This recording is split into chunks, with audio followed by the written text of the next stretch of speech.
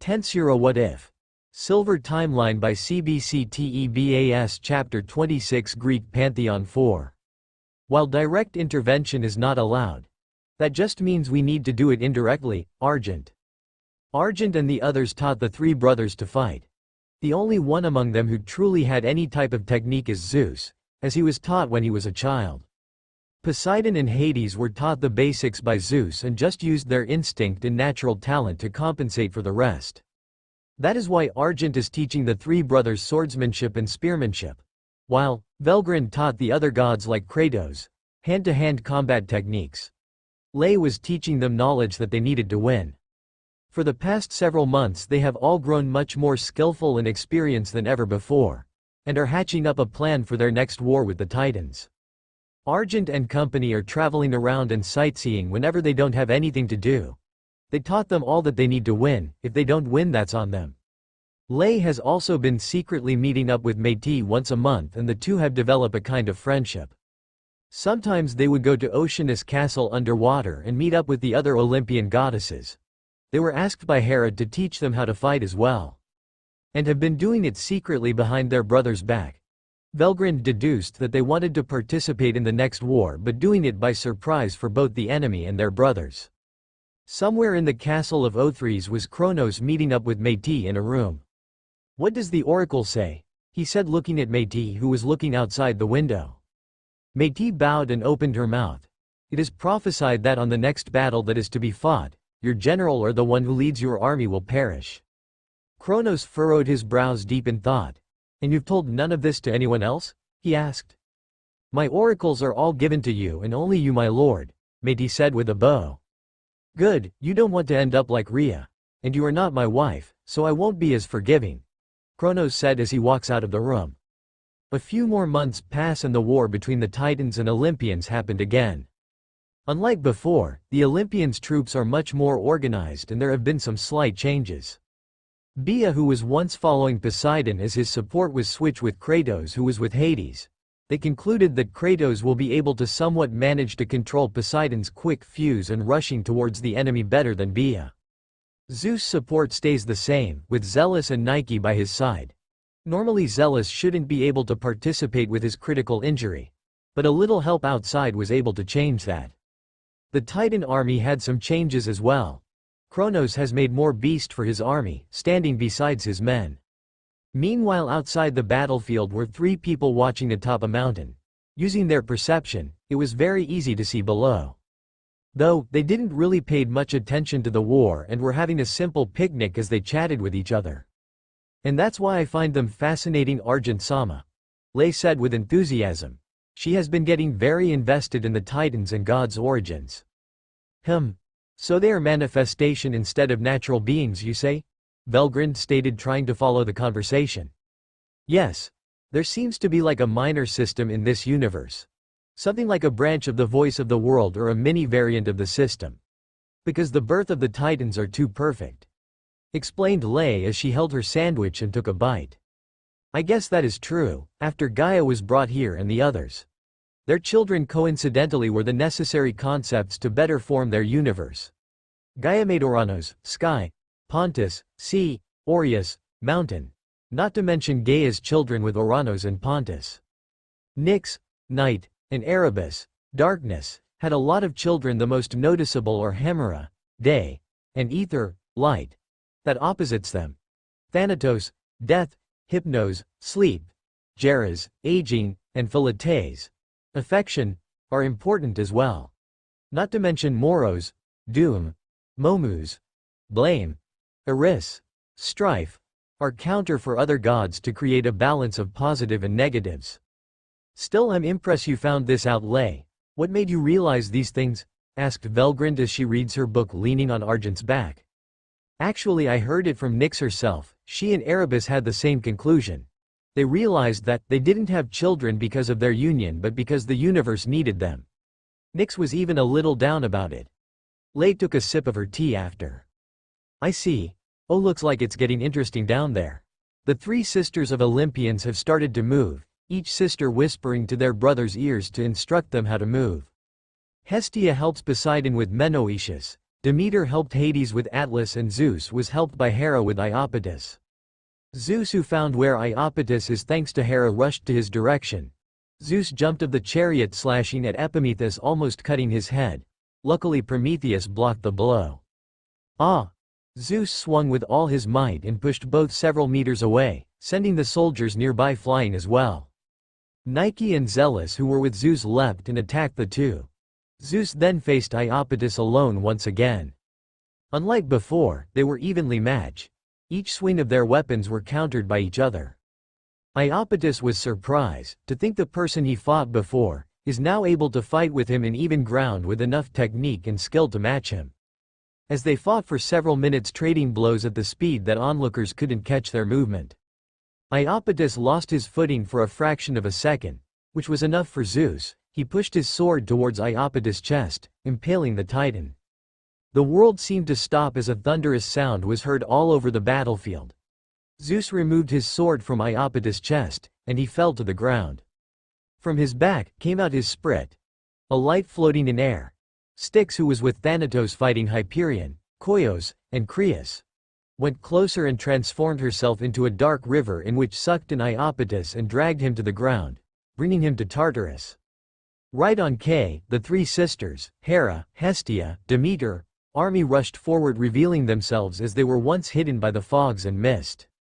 The army of the Titans slowly retreated by the Olympians' army. They aren't following them, Velgrind commented as she saw that the Olympians stopped following the retreating Titan army. Is he confident for next time? Or is he cautious of a last struggle if they follow? Lay worded her speculation. Well, we'll find out soon enough. More importantly, Kronos has been busy, said Argent as he looked towards the direction of Mount Olympus. The poor things. Yeah. Lay and Velgrind pitied the gigantes that were guarding Mount Olympus. They were getting slaughtered by Kronos. Once he was done, he disappeared into thin air, leaving behind the carnage that he has done. Speaking of slaughter, how is it? Velgrind closed her book and looked at Argent. No, nothing. I do sense the souls gathering to me, but no sign of evolution. Maybe because they aren't humans. Didn't Guy said that he killed the human nation? Velgrind added her theory. What's the difference anyway? Well, from what I could analyze for now, since monster and spurt souls are more based on magicules, they can't be seen as good nutrients. Unlike human souls that have less magicules on their body and focuses more on their will ego. Lay answered. At least that is what I could conclude. Well, even if not good nutrients, they should still be able to make me evolve if given the right amount. How many do you have? Well, from my centuries of accepting requests from humans, around 2,000 human souls. As for the ones down there, I have more than 11,000 souls from the minor gods, satyr, nymphs, etc. And they aren't enough. Maybe it's not just souls. What if there is still another requirement that you haven't met? That's true. The Olympians returned to their home with surprise in their faces as their fortress was destroyed and the guards killed. Once they found out who did it, they mourned for the dead and celebrated their victory in their war. Meanwhile, at Mount Othries, Kronos gave Iapetus' position to his son Atlas, in which he accepted. The Titanesses, Metis, Thebe, Thea, Themis, Mnemosyne, Selene, Leto, and Eos all went to the room. The Titans took a step back for them to enter. My lord, we know of why you have lost this war. Metis, the one who leads the Titanesses, said. It is because of the Olympian women that came and supported the three brothers that they have won. I wasn't there myself. Can anyone here attest for what she says? Kronos looked to the Titans one by one. Hyperion shrugs, Koios and Crius shakes their head. The others held neutral expressions. They all had one thing in mind. There is no way that the women are the reason for the win and lose in war. It seems you don't have any proof. What do you want to do? Kronos asked. We wished to participate in this war. Metis replied. Kronos stood up from his seat and went to face Metis. Your jobs are to watch the stars and take care of the fires. Leave war and governing to the Titans. Kronos stated in a very deep voice that would send shivers down normal people's spine. As the Titanesses dejectedly walks towards the exit of the room, another voice was heard. When can you see, my lord, that we are not winning this war? The Olympians has beaten us this time and have killed your brother and brought his soul to Tartarus.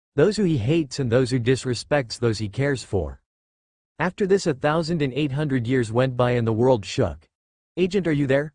Veldanava contacted him. If you can hear me, come here and bring Velgrind and Lay with you. The world-destroying dragon Ivaraj has finally come.